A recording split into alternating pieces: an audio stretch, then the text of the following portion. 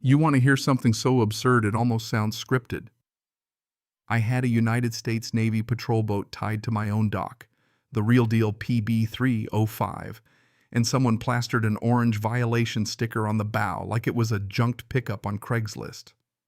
If you'd asked me earlier that week what kind of trouble I expected at my house, I'd have said noisy teenagers or a moored boat with a stuck bilge pump, not an HOA hit squad with industrial adhesive. I've been in the Navy long enough to read the sea how wind shows on water, how a pier will groan before it gives, how a good checklist keeps you out of trouble. I brought PB-305 home because the base dry docks were jammed and the CO said, "Do your maintenance at home, it's more efficient." Paperwork signed, logistics briefed. I steered her up the channel, tied the lines, and felt that quiet little swell of pride, a piece of my professional life, sleeping at my dock like a reliable old dog. Day one was slow and steady, scraping barnacles, checking the outboard neighbors wandering down the path, asking curious questions. The retired Army guy from 2 houses over brought me a cold beer and insisted on telling me the crab pot story again, which I humored because it's neighborly and because the beer was cold. Morning 2, I walked out with coffee, thinking about electrical wiring and missing a wrench. And then I saw it, huge, obscene, neon orange violation in bold black letters, a laundry list of imagined HOA sins and the cheery threat: "This vehicle will be impounded at owner's expense if not removed within 24 hours. For a heartbeat, I thought prank. Then I tried to peel a corner and realized it wasn't paper at all. It was industrial vinyl glued like it belonged to the hull. My finger tugged and the adhesive fought me, tearing paint and leaving a gummy white residue that would need solvents and time to remove. Irritation curdled into a cold, precise clarity. Whoever did this wasn't just making a point about aesthetics, they'd tampered with federal property. That's a different class of problem. So I didn't storm across the street yelling. I called Shore Patrol. I found myself explaining the sentence out loud, and it sounded ridiculous even as I said it. An HOA representative has defaced a Navy vessel moored at a private dock. The duty officer laughed, then stopped laughing and said, "We'll be there. Stay put and don't touch anything," he said.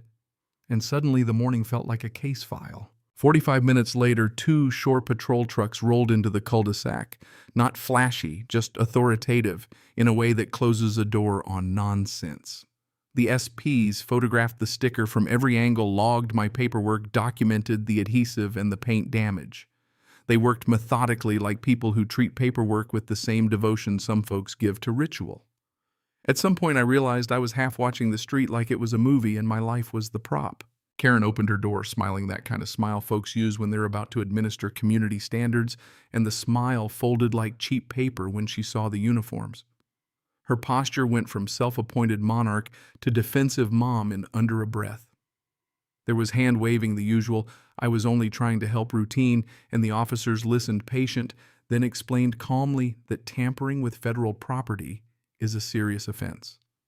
They gave her 2 options: federal charges or an administrative resolution if she cooperated fully. Then the cinematic moment, the lead SP reached into his pocket, pulled out a notepad and pen, and started to write. That small, ordinary move, jotting facts down, flattened her argument like the tide flattening footprints. People who treat enforcement as hobby don't like the real world when it writes them down.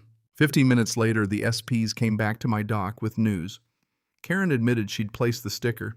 She'd called it an eyesore and decided to enforce neighborhood rules herself. Walking up my path, she looked different, smaller, frantic. The confidence rubbed off her like scuffs on paint.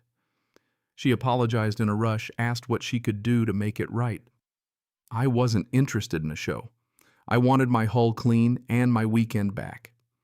The officers laid out the terms she would pay for professional removal, and any paint repair, deliver a written apology to me and my commanding officer, and sign a statement acknowledging federal property boundaries. She agreed there on the lawn. The next morning, a detailing crew arrived with buffers, citrus solvents, in the patient hands of people who fix things for a living. They spent 3 hours with rags and machines, removing residue, blending paint, polishing, until the hull looked as it had before the sticker, and this is important, without turning it into a circus. Nearly $900 later, Karen stood on my porch and handed me apology letters with a pen that shook in her hand. The SPs verified everything. My CO read the apology and let out a laugh that was half disbelief and half relief, and I finished what I'd come to do: the maintenance, the checks, the logs. A few days later, PB305 was back at base, good as new. There's a specific kind of satisfaction that comes from resolution handled cleanly. No dramatic arrest on the lawn, no press release, no courtroom spectacle, just an official correction, a bill paid, an apology that had real teeth. Back in the neighborhood, the HOA notices thinned out. Karen kept to herself. People who'd once nodded approvingly at her clipboard now avoided eye contact or offered a more tempered hello. My retired Army buddy clapped me on the shoulder at the next barbecue and said, "That's how you do it."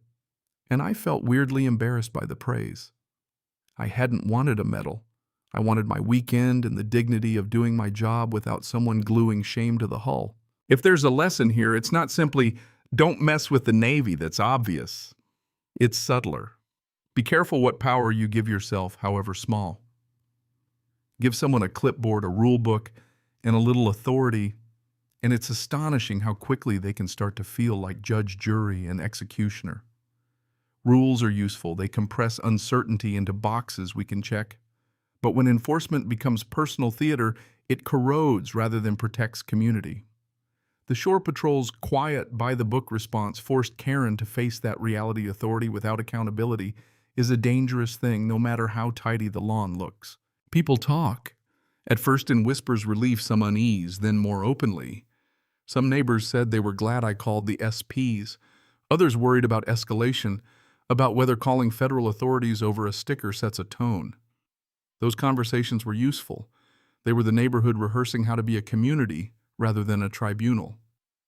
The retired Army guy's crab pot story suddenly felt trivial next to the bigger thing: how we balance care for shared spaces with humility and respect for boundaries. I tell this because it's both ridiculous and human. We all know a Karen of some stripe, the neighbor who corrects your mailbox alignment, who measures hedges with a ruler and a glint in their eye. It's tempting to laugh when those folks get their comeuppance, but the real issue is deeper. Where do we draw the line between stewardship and domination? In my case, justice looked like repair apology in a neighborhood that eased a little. Karen paid, apologized, and for a while at least she learned the cost of overreach. So here's the thing I want you to chew on and argue about in the comments. When is stepping in to enforce a community rule noble, and when is it overreach? If someone sees a genuine safety hazard, absolutely step up. But if someone decides they're the moral police over an eyesore, is the right response to call the authorities, try to mediate neighbor to neighbor, or take a public shaming approach? Would you have dialed Shore Patrol or tried to handle it yourself? And more provocatively, did the involvement of Shore Patrol escalate an HOA spat into a federal matter, or did it tidy up a dangerous little habit before it became worse? If this hooked you, drop your take below, right, wrong, or somewhere in the gray, and tell me about the time your neighbor tried to be the neighborhood's unofficial law. Share it, argue about it. And if you've got a similar tale of tiny power and big consequences, I want to read it. Because stories like this aren't just entertainment. They're reminders that small acts of control add up, and sometimes someone needs to step in to keep the balance.